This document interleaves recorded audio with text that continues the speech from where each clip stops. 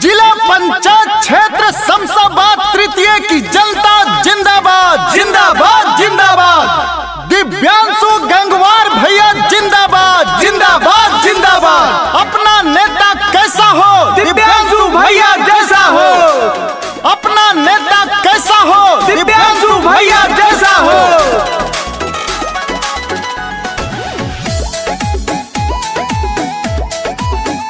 जनता का सेवक ये बहुत बड़ा जननायक बनेंगे, बहुत बड़ा जननायक बनेंगे।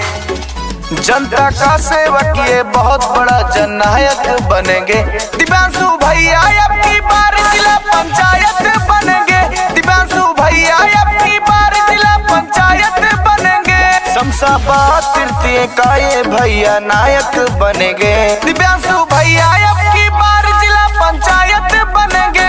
दिव्यांशु भैया अब की बार जिला पंचायत बनेंगे। जिला पंचायत क्षेत्र शमशाबाद तृतीय की जनता जिंदाबाद जिंदाबाद जिंदाबाद। दिव्यांशु गंगवार भैया जिंदाबाद जिंदाबाद जिंदाबाद। अपना नेता कैसा हो दिव्यांशु भैया जैसा हो, अपना नेता कैसा हो दिव्यांशु भैया जैसा हो।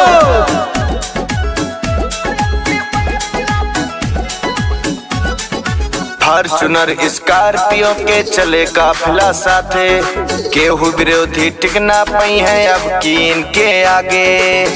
विरोधी टिकना पई है अब की इनके आगे। फॉर्च्यूनर स्कॉर्पियो के चले काफिला साथे, केहू विरोधी टिकना पई है अब की इनके आगे। सबको साथ जुल के चले उसे लायक बनेंगे, लायक बनेंगे, उसे लायक बनेंगे। सबको साथ जुल के चले उसे लायक बनेंगे। दिव्यांशु भैया अब की बार जिला पंचायत बनेंगे। दिव्यांशु भैया अब की बार जिला पंचायत बनेंगे। जिला पंचायत क्षेत्र शमशाबाद तृतीय की जनता जिंदाबाद जिंदाबाद जिंदाबाद। दिव्यांशु गंगवार भैया जिंदाबाद जिंदाबाद जिंदाबाद। अपना नेता कैसा हो दिव्यांशु भैया जैसा हो, अपना नेता कैसा हो दिव्यांशु भैया जैसा हो। हर बहनों का भाई है, हर माँ का ये बेटा। स्वाभिमान हम सबका है और जिला के युवा नेता। स्वाभिमान हम सबका है और जिला के युवा नेता। हर बहनों का भाई है ये, हर माँ का ये बेटा।